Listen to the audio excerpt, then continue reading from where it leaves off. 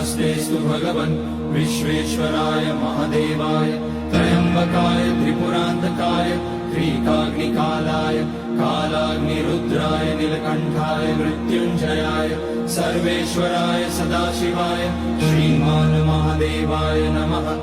ॐ नमः शम्भवाय च मयोभवाय च नमः शङ्कराय च मयस्कराय च नमः शिवाय च शिवतराय च।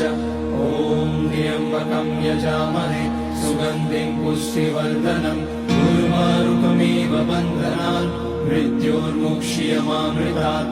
नागेन्द्रहाराय त्रिलोचनाय भस्माकराय महेश्वराय नित्याय शुद्धाय दिगम्बराय तस्मै नकाराय नमः शिवाय।